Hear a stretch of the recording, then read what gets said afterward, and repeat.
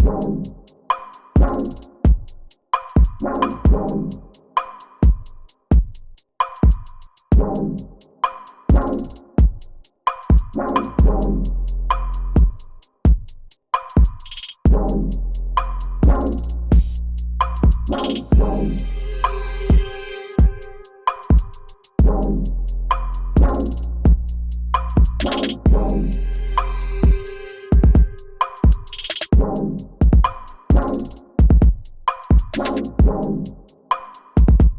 are back and Black in the building. Damn, almost dropped my mic. Shout out to everybody out there at the Court Plantation, doing what they need to do to survive. Shout out to everybody out there. Shout out to my brother James Youngblood. Texas is definitely in the building. Shout out to my brother Dave from No Compromise. Joe's in the building. Shout out to the homegirl Shawnee. Philly is in the building. Shout out to the homegirl Erica. Florida, aka Florida, in the building. Shout out to all my siblings in Vegas. Tasha, Angie, everybody out there in Vegas. Handling business, paying these high ass power bills. But anyway, the NFL is anti-Fba. That's what I think. Let's get it.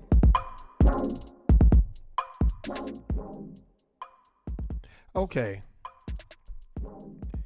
Again, go see the movie Sinners. We're going to get on that too. I'm going to keep talking about that. But right now, I like to call him Tupac Shadur. I love Shadur Sanders, man. I'm a big fan of Prime Time, Must Be the Money, Deion Sanders, one of the elite gods of athleticism and the NFL. And I just wanted to talk about this real quick so y'all can just get my perspective. They don't like confidence. Deion's not arrogant. Deion is confident, and he has taught his kids to be confident, and they should have some sense of arrogance. They daddy paved the way for them to have those sense of arrogance, and they know what it is, and they know their worth. And that's why they're making them do that.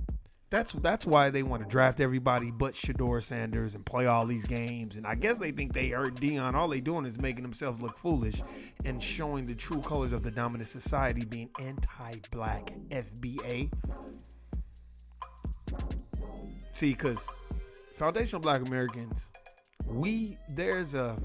in my personal opinion, even if you're not foundational black American, but you have grown up around foundational black Americans and you're not a Tether, you're not a Sambo, you're not a Coon, there's a different type of confidence that you're going to have. And there's a different type of reverence and respect that you're going to have for the culture of foundational black Americans. And since we rule and run the NFL for the most part, even at the quarterback position, as well as all the other positions, there's a certain type of confidence that is bestowed upon us because we know what we are capable of doing. And when you have the great NFL god like Deion Sanders being your father, oh man, they don't like that at all. They just don't like it. And they don't like that his kids are shining, happy, doing what they need to do to survive, handling business. I don't care if they are, but I'm glad they privileged. It's about time we start to see some humble kids that are privileged but have confidence, because his kids are confident, but they're pretty humble. They're not just out here stunning on people. And just so everybody can know, they grew up with paper too. So for those kids to grow up with paper, have a good head on their shoulders, go to college, do what they're supposed to do as their dad is asking them to do, you got to give them props. And the NFL don't like that because they don't want that type of confidence, because it's like a core plantation. When you know a black person, a foundational black American, right, and he work at the core plantation, but his peoples, they plugged in, so they got paper.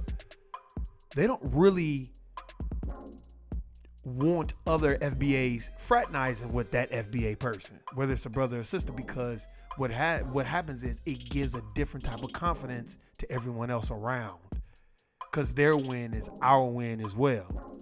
And see, they don't like that. Because what'll happen is the dominant society as a whole, they'll start to worship who we really are, like they've already been doing, but they'll worship it on a commercial level, meaning it'll be blunt and upfront how much they worship and desire to have our hair, our clothes, our style, our sense of fashion, the law of rhythm, all these things, these attributes that we possess naturally, that every other racial group doesn't really possess at all. So what happens is, once you have this certain type of confidence, it's infectious, and people have a different type of respect for you. I'll just use myself. I remember I worked at this corn plantation. I tell a story all the time, and I used to, that's, you start listening to people.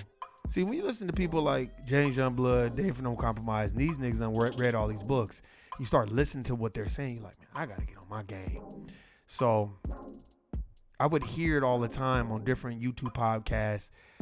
Oh, you need to go check out this book. You need to go check out this book. So I remember just always trying to consume information at this time. This was years ago. And I just remember this Latino brother. He was like, man, I give you props. I was like, why? What you mean? He's like, man, you always read, man. This is a true story. And it kind of tripped me out. Because I was like, what you mean? He was just like, he was like, bro, you always reading, like what are you reading? I was like, man, a lot of history. I read a lot of history, a lot of thought-provoking books. And what book was I reading? It wasn't Dr. Francis Cresswell Sings the ISIS Paper. I think it was, at that time, I was transitioning from The Burglary to William Cooper's Behold the Pale Horse. Because I was reading that book, The Behold the Pale Horse. It was those two books that I was reading at the time. I had just finished The Burglary, J. Edgar Hoover's Secret FBI. I tell that story all the time about the people that broke into the FBI building.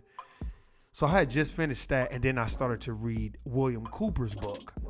Because I remember Professor Griff talking about Behold the Pale Horse, right? He just kept saying, y'all need to go check this book out. So I was like, all right, I ordered it. I started reading it. But then before I started getting to read it, I saw this YouTube clip or Instagram clip how the Dungeon family had all read that book. Like CeeLo had read it. Big Gip, like all of them was reading the book. Because I guess Busta Rhymes had brung it to him. Or somehow, some way, it just started circulating through their crew. So I was like, oh, okay. No wonder they were so conscious. And then when I started reading that book, I was really like, oh, okay. I see what it is. So when I was reading this book, this Latino brother, he was just like, man, I give you a lot of props. And I was kind of telling him, I just like to read history books and just kind of know, history and, just give you a different perspective. And he was like, man, I give you props. You're literally like one of the only dudes I've ever seen at a job just kind of be in your own zone and read a book. And I was like, nah, man, it ain't like that. It's other people that read. Everybody just has their choice of what they like to read. And he was like, nah, man, you don't be reading no bullshit. That's what I noticed. He's like, I've been kind of peeping you out for a minute. And like, man, this dude is always reading. Because I would read at my lunchtime. Anywhere I could get time, I would read. I would just kind of read and just be in my thoughts of reading and highlighting. And you know how it is when you read. David, James, Tasha, everybody. Y'all know when y'all reading a book, you kind of just get into your own zone. And he was like, man, I give you props. And then another person was like, I know, Warren always reading, dog. Like, he always reading.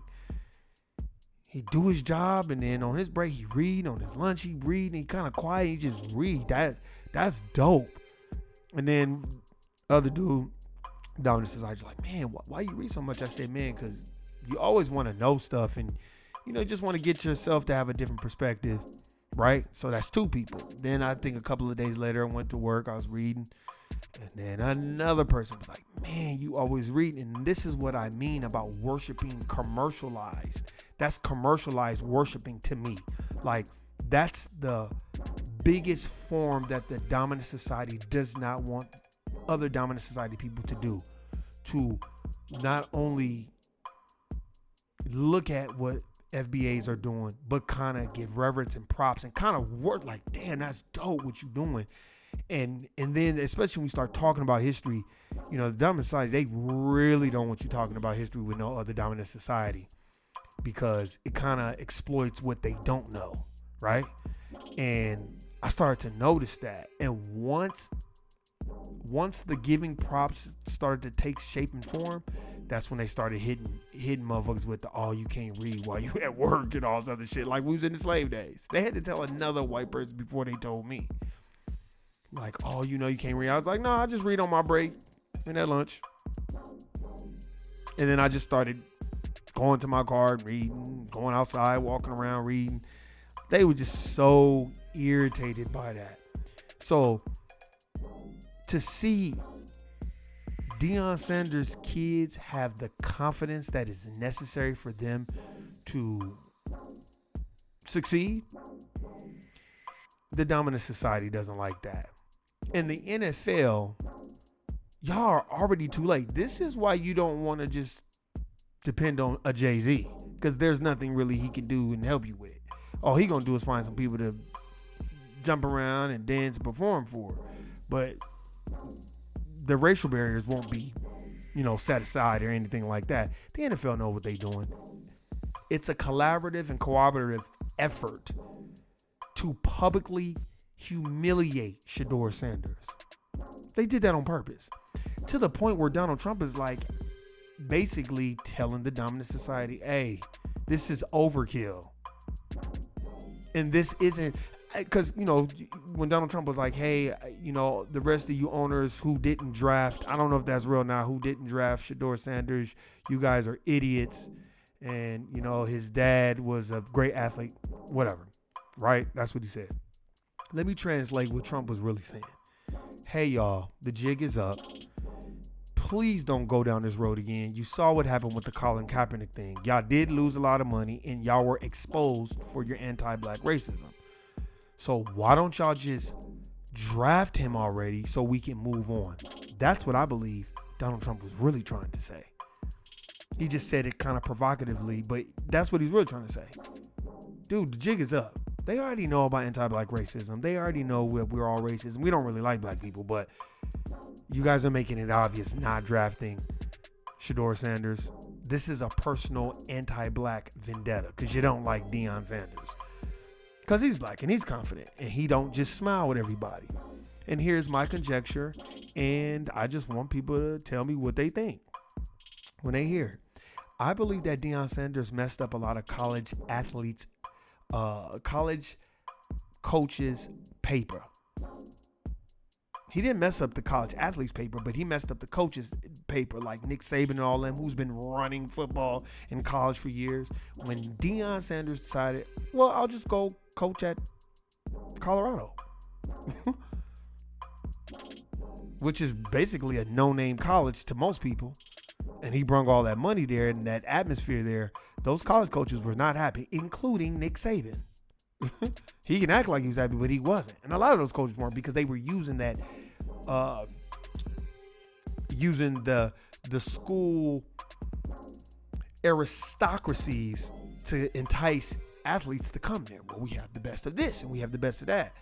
And but once Deion's like, no, I'm gonna go coach over here. See, that they didn't like that power structure move, because it kind of shifted the playing field.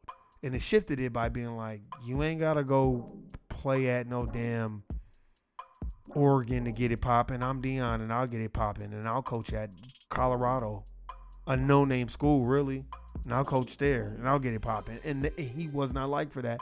And I think it kind of messed up a little bit of the collegiate sports paper.